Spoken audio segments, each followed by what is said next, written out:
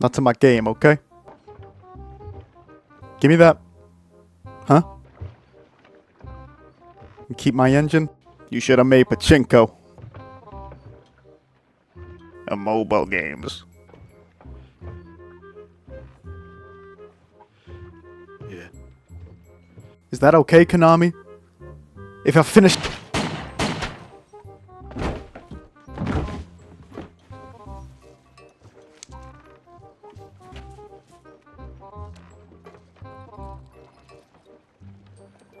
When you think of classic survival horror games that began their rise in the late 90s, two giants come to mind. Resident Evil by Capcom and Silent Hill by Konami, each tracing their roots to the PS1 and both having multiple sequels over the years to varying degrees of quality. But when I think of these games and the impact it had on the gaming industry as a whole, I think of none other than Silent Hills and its demo PT. See, when you look back at the history of Silent Hill, it's impressive what Team Silent were able to do with their 4 mainline iterations in the series, before being sectioned off to Western developers who, for lack of a better term, were unqualified to make a game in the series. This trend is still present today when you look at the most recent Silent Hill games. The most glaring of these, but questionably loved by few, is the Silent Hill 2 remake by everyone's favourite walking sim studio, Pewdiepie, who, in all fairness, have at least one good walking sim under their belt, that being Observer, the original, not System Redux. I could go on a side tangent about Pewdiepie and how they've removed the OG Observer from platforms like PSN. The fact they tried their hand at a Silent Hill inspired game already that was simulated diarrhea. Their writing choices, like having a PTSD-ridden soldier in Blair Witch who has a dog named Bullet, of all things, or the fact they milk Layers of Fear more than Todd Howard milks Skyrim. But, moving on. My point is Konami are terrible with picking developers for one of their biggest titles. I mean, in 2007 and 2009, we had Climax Studios provide us with Silent Hill Origins and Shattered Memories, the latter having some good concepts but failing at execution. You also have Double Helix Games, who had Silent Hill Homecoming as their first title, and that sucks too.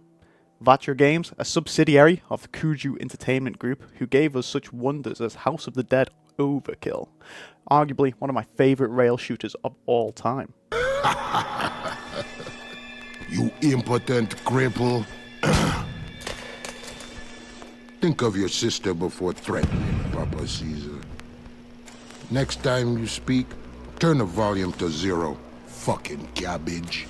Vatra ultimately drew the short end of the straw though, as just after the release of Silent Hill Downpour in March 2012, they found themselves bankrupt in September of the same year. You also have Way Forward, who thought, you know what Silent Hill needs to be? A dungeon crawler. And looking at their resume, it looks like something straight from Blast Entertainment with all their licensed games. I mean, hell, look at it. They've even made a regular show game, which I don't know, maybe a secret gem.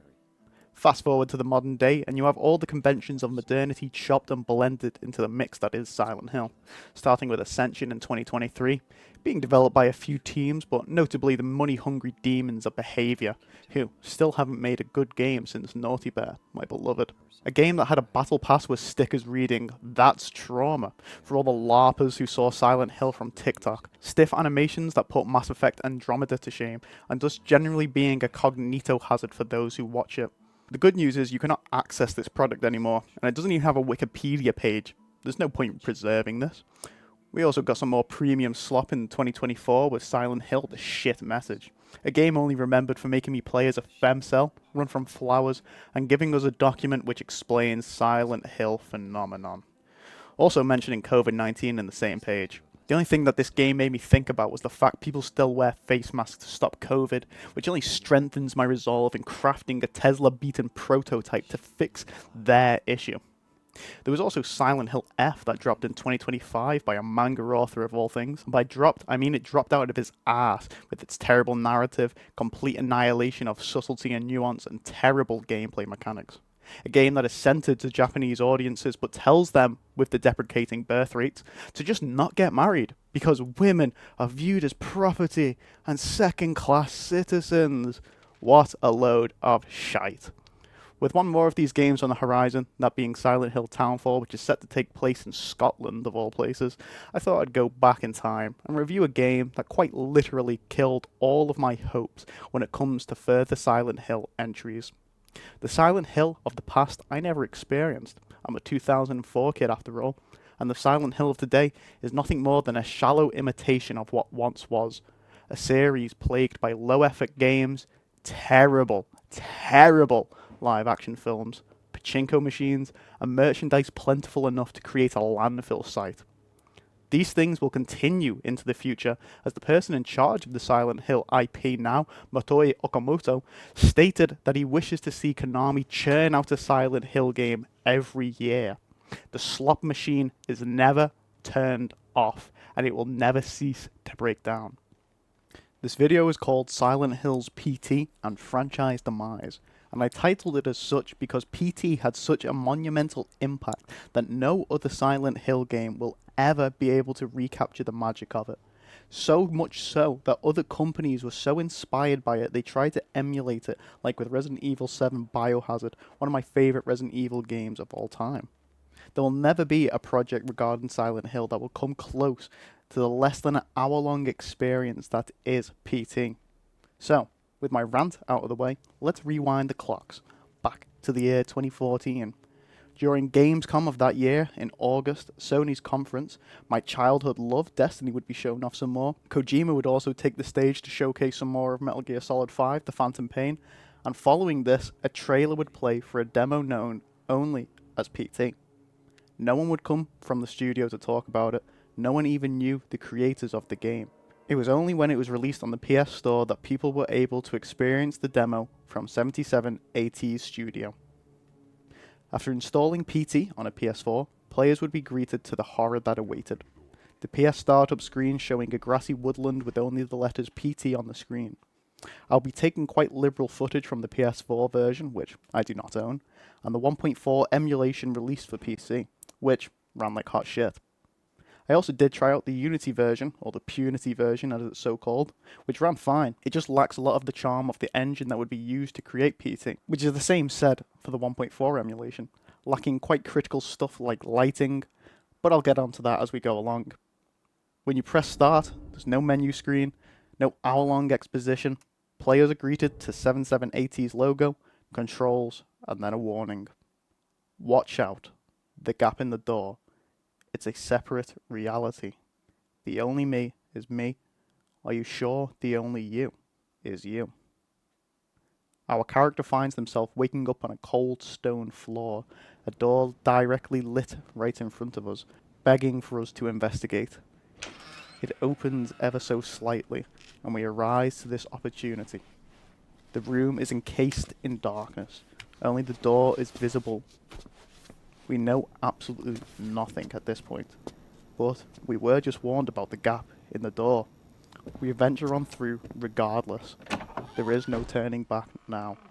We find ourselves in a house, completely alone, surrounded by an oppressive atmosphere. There is empty bottles of alcohol all over the place, a torn picture on the wall, a clock that never ticks past 11:59. More empty cans litter the floor, and what appears to be the aftermath of Juice WRLD's last flight with all the empty pill packets strewn about. Some family picture lay on a table, a phone off the hook, and in the background we hear the dense heavy rain and a radio describing a brutal killing of a family. Off to a great start already. The radio goes into detail of how each member was killed and how they found the suspect listening to the radio in his car afterwards, also mentioning something important towards the end of the radio transmission. Was pregnant at the time. Police arriving on scene after neighbors called 911 found the father in his car listening to the radio. Several days before the murders, neighbors say they heard the father repeating a sequence of numbers in a loud voice. They said it was like he was chanting some strange spell. There was another family shot to death in the same state last month, and in December last year, a man used a rifle and meat cleaver to murder his entire family. In each case, the perpetrators were fathers. State police say this string of domestic homicides appears unrelated, though it could be part of a larger trend such as employment, child care, and other social issues facing the average family. After the transmission dies out, we go to the end of the L-shaped corridor and down a flight of stairs that leads to a door that is the same as every other door within the house. Going through, we strangely arrive back at the start of the hallway. This is the core gameplay loop of PT, and although it can be chalked to a walking sim, I think of it more like the anomaly games of today, with a heavy premise of spot the difference. On a second lap around, we can see that the door is sealed at the end, preventing our access. As one would inevitably backtrack, one of the doors in the house starts banging from the other side of it. This is our first sign that we are not alone in the house. We can also note that towards the entrance into the loop, we can see the torn photograph now on the floor, and inspecting it with our zoom in function, we can see it reads a message. My voice, can you hear it? This sign, can you read it? I'll wait forever if you'll just come to me. After the banging has subsided, we can see the door leading to our exit is once again open, allowing us to pass through once more, taking us to our third loop. The torn picture is back on the wall, and as we get close to the first door on the right,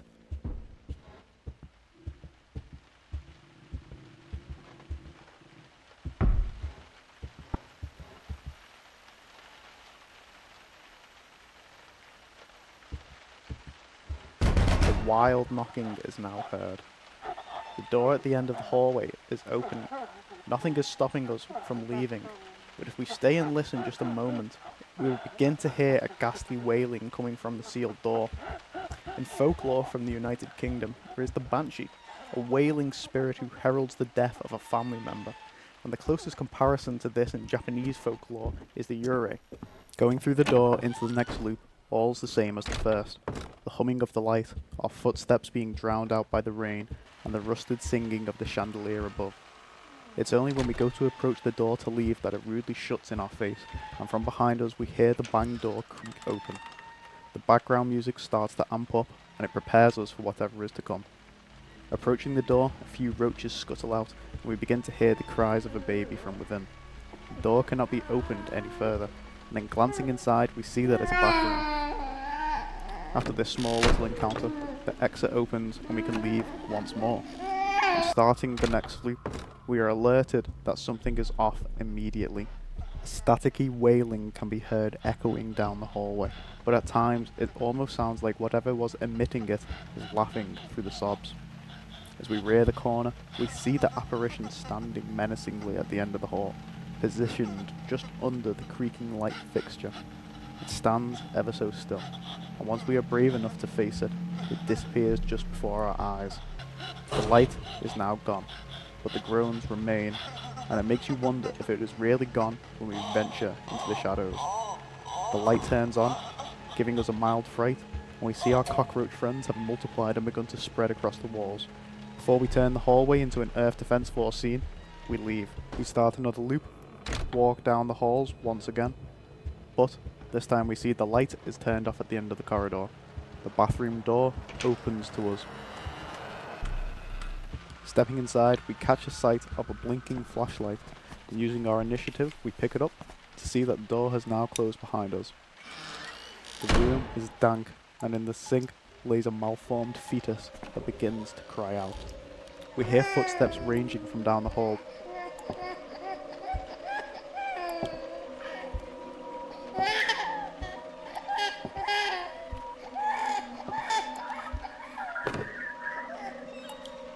Before the door to our room is fiddled with.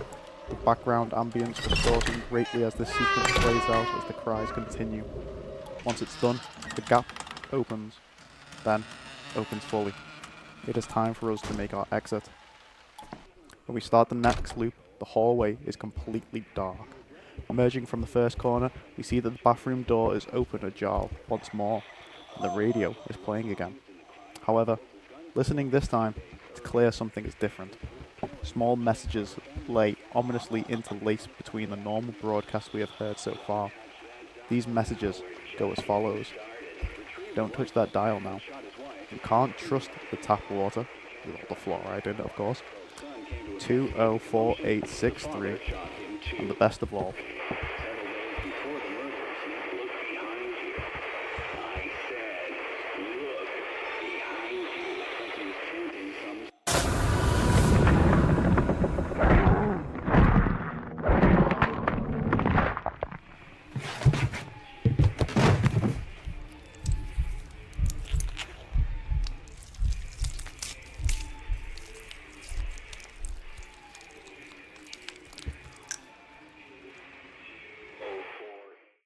After our little altercation with the ghost, we will awaken back in the starting location. This time the room is more illuminated and we can find a paper bag soaked in blood who tells us this. I walked. I could do nothing but walk. And then I saw me walking in front of myself. But it wasn't really me. Watch out. The gap in the door. It's a separate reality. The only me is me. Are you sure the only you is you? The room has hundreds upon hundreds of tallies on the wall. What makes PT as great a mystery as it is would be the fact that none of the story is told to you, and we are left years later with just our inferences. What is in the bag? Is it a fetus? Is it us? What are the tallies counting? Our loops? Our days in the room? What do the numbers 204863 mean? Without wasting any more time pondering these mysteries, we step back into the hallway. The loop we experienced last replaying itself until we note the family picture next to the radio. The words "gouge it out" emblazoned on it with a large blue X on it, just like the PS controller. Pressing that button removes the eye from the picture, and the exit opens. But before leaving this time, we can note a message above the door. "Forgive me, Lisa. There's a monster inside of me." So, what we know for sure now is that the Yurei, Banshee, female ghost, is called Lisa, as she too is missing her eye. And after going through the door, this is where my game decided now would be the time to absolutely shit itself. So, nice going 1.4 emulation.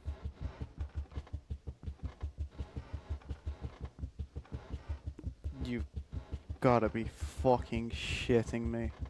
Lucky for you, I rebooted the emulation and returned with fury and resilience. While I was in the bathroom, I was waiting to throw some hands with the spectral bitch, but alas, she wasn't wanting the smoke that this dispensary was delivering. And as Kanye said it best, after the irreparable damage that the emulation was causing me, I returned to the same state and trudged through the same halls yet again, hearing the fetus cry from the closed bathroom and seeing a new message on a wall at the end of the hallway. But before we could read it, a window drops down and smashes on me. A small fright accompanied by an incomplete message. I can hear them calling to me from... And if we look up to inspect what had happened, we can see Lisa staring down at us. And quite goofily in the 1.4 emulation, she just kind of moonwalks out of sight compared to her jittering stature in the original. Lisa is a terrifying presence, and it's clear she was meant to be some sort of banshee, or more accurately, a Yurei based on the white clothing and black hair as mentioned earlier. It's a brilliantly designed monster, and I imagine for a lot of people it still strikes fear into their hearts. I find it worthwhile mentioning while discussing Lisa, but she has a few random encounters that can be triggered, and she can actually be seen lurking behind you when you have the flashlight with your shadow, a feature that is lacking from the recreations of PT. It just adds to the overall terror that Lisa imbues into the player, and for whomever we are playing as. Next loop, darkness transcends into red light. The creaking light has now been replaced with a fridge that spills blood all on the floor. We ain't cleaning that up anytime soon. We can hear the crying from the fetus inside the fridge, and the radio plays a new message. After killing his family, the father hung himself with a garden hose they had in the garage. Short and brief, but we can also hear another message playing in the background, its words lost to us. Onwards into the next loop. We are nearing the end of the demo. A red light as soon as we walk in this time, and the same menacing light around the corner. The child's cries grow even louder and more erratic. The puzzle this time round is to form the last word from the incomplete message, borrowing the letters from the hello next to the phone, making us focus on the wall and remove the 4 letters from hello to spell out hell. The way this is done is by changing your focus from the wall to the message until it reads, "I can hear them calling to me from hell." The door is now free to pass through, but not before my emulation shits itself yet again. So, I won't be using any more 1.4 emulation recording from here on out, people. So, to YouTube I go to take liberal footage. Our next lap has us in the red rooms yet again with a new message playing on the radio. At first I thought this was just a bunch of demonic jargon, but it turns out it's actually Swedish, and its translation reads as follows. "Close your eyes. Let your ears listen to the radio. Do you hear my voice?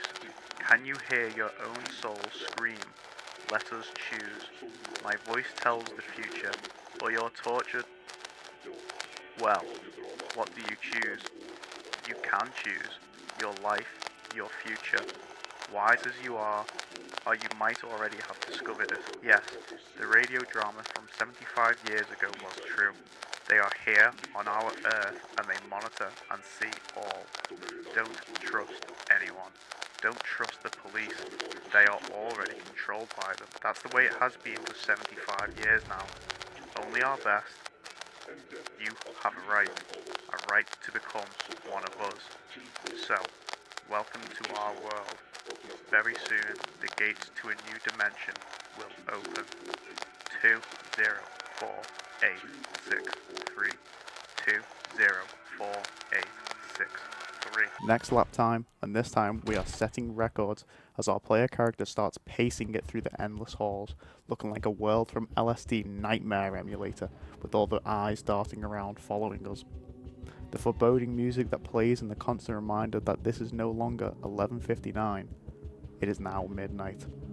Our goal here is to find a hole in the wall, much like the one you can find in the bathroom if you have a keen eye that Lisa may or may not be staring through. Once finding a painting on the floor, we look through. We get to hear what appears to be Lisa's final moments as the radio announcer calls whomever to action.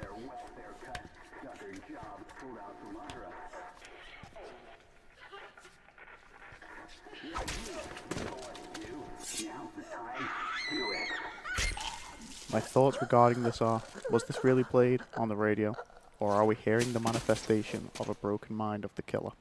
Looking back at the hall, we can find a message. No turning back now.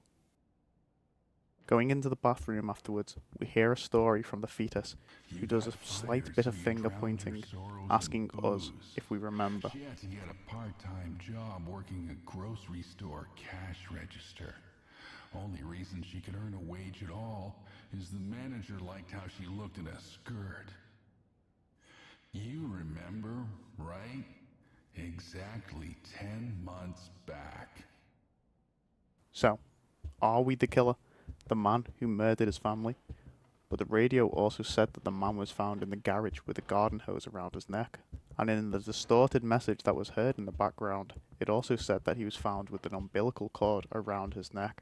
Going through the door, the insanity fuel hasn't ended, but there doesn't seem to be a way to get us out of this corridor.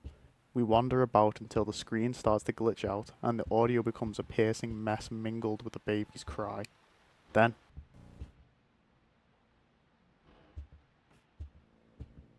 204863. 204863. 204863. 204863. 2048.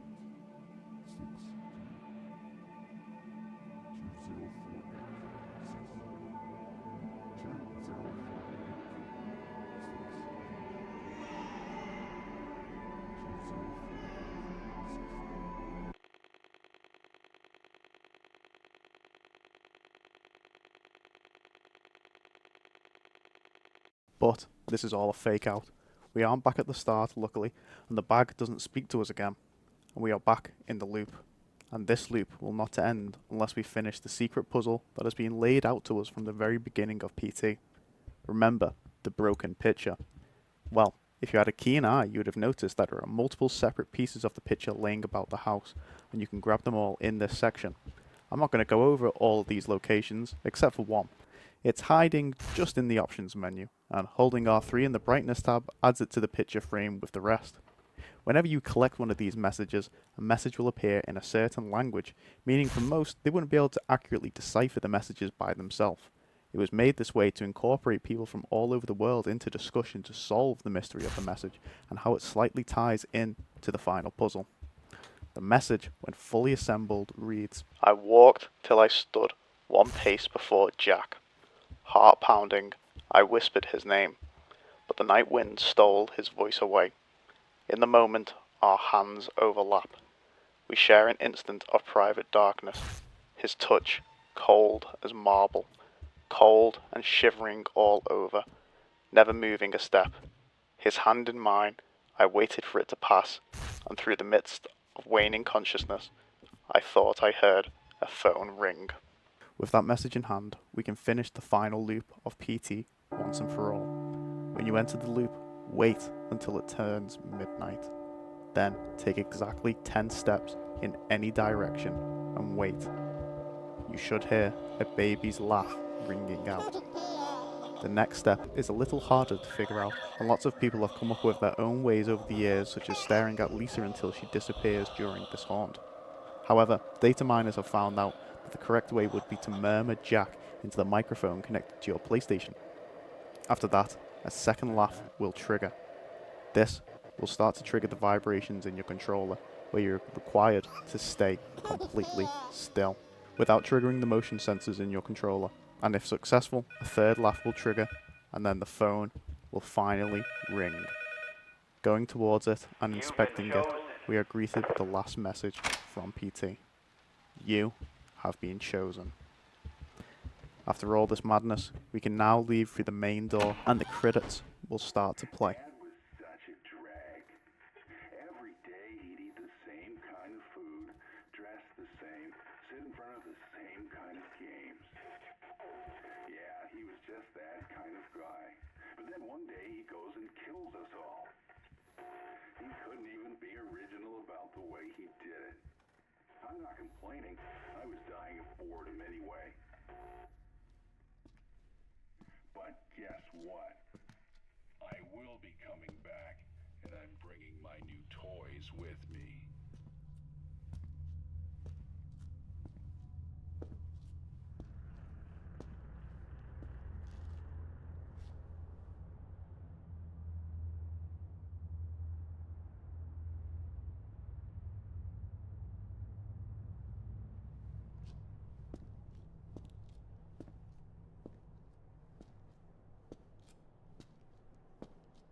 Up until this point, I have neglected to mention who is behind 77AT's studio, but if you know anything about this game, you probably are already aware.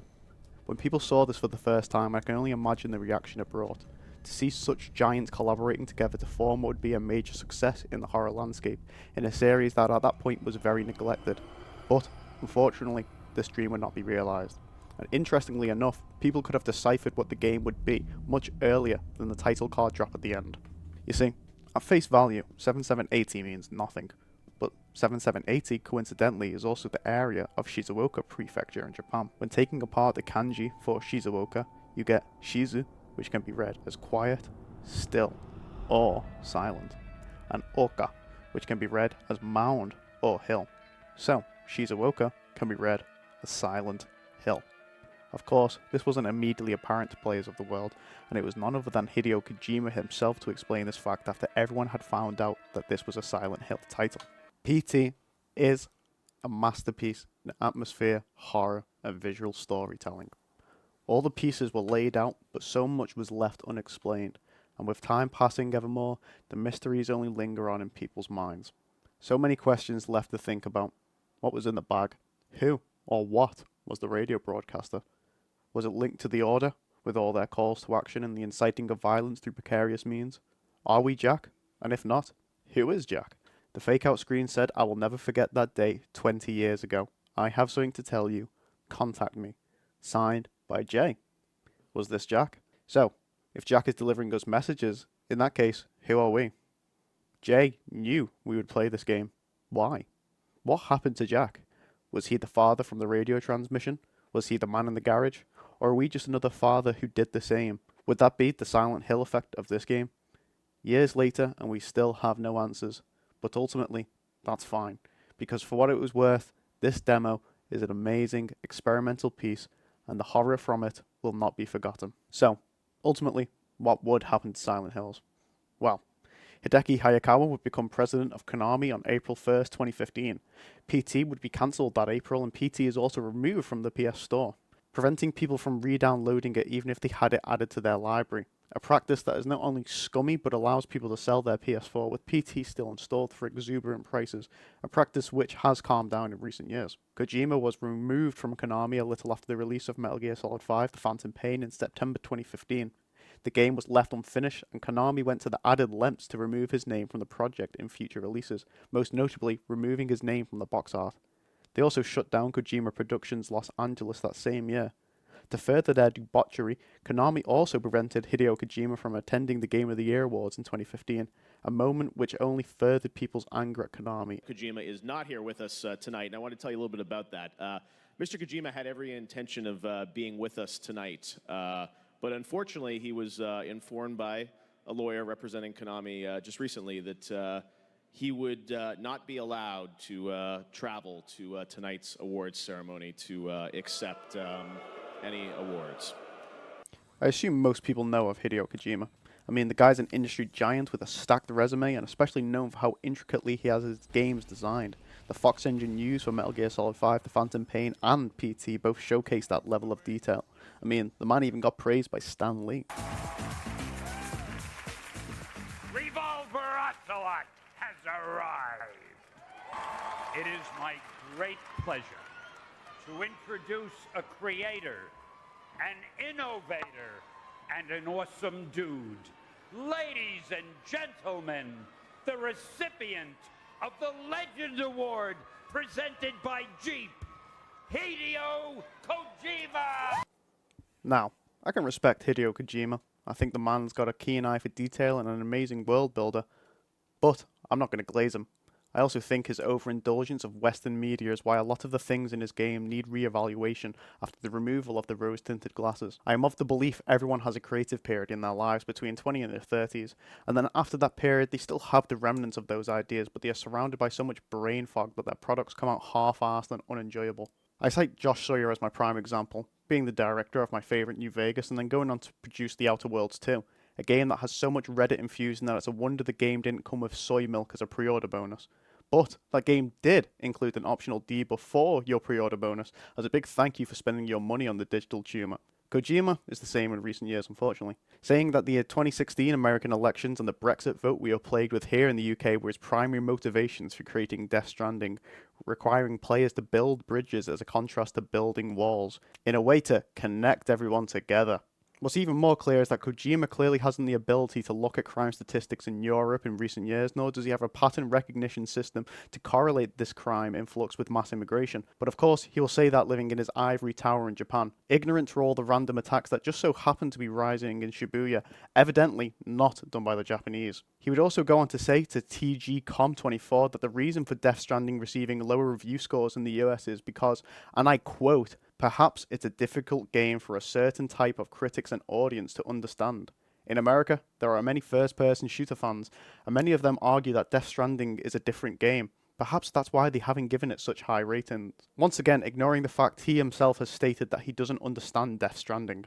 Norman Reedus too has gone on record to say he doesn't understand anything that happened in the game. With his quote, "I don't think anyone can understand where his head's at." Yeah, me neither. The man's got a mind evolving at the same speed and rate of Chris Benoit's. So, this masterpiece he created is so good, he doesn't even know what he made. What an amazing review. Let's release it again with some extra content and call it the director's cut. It's also important to note here that Kojima is working on another horror game, that being OD, and judging by the initial trailer, it's obvious it follows the same recipe as PT, and I can only hope it will be good. But then I remember that Jordan Peele is involved, and so is Hunter Schafer.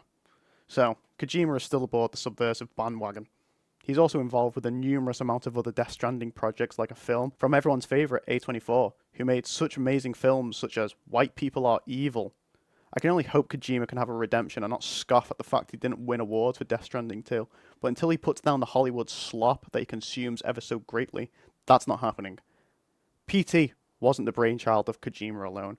Also involved was Guillermo del Toro, who I'm not familiar with his works except from Hellboy, which is pretty peak I must say. This would also be the second game for Del Toro to be cancelled after the collapse of Insane in 2012. He has stuck by Kojima in recent years following the collapse of PT, remembering to show his disdain for Konami on frequent occasions. Junji Ito was also called into production for Silent Hills, but never actually got to design anything for the game, quite sadly. I'm a big fan of Junji Ito's work. His adaptation of No Longer Human is what got me into his work and the actual book itself. His works revolve around mundane insanity, so his touch to the game would have been massive had it not been cancelled. However, PT's work would not fizzle out of existence, and the impact it had on the rival Resident Evil is one to note. After Capcom decided to lose focus on what Resident Evil is all about, just like Konami did with Silent Hill, they decided their next entry after 6 would be a more grounded survival horror experience, borrowing a lot of the ideas that were put down in PT. Resident Evil 7 Biohazard's demo, The Beginning Hour, being the most notable example of this, with a haunted house theme going for it, translated from the haunted halls of PT's house. The full game had a lot of these aspects missing quite sadly, but the full release of the demo was spectacular to play for the first time, getting better with the updates that followed and stirring up the mystery for what Resident Evil 7 Biohazard would be.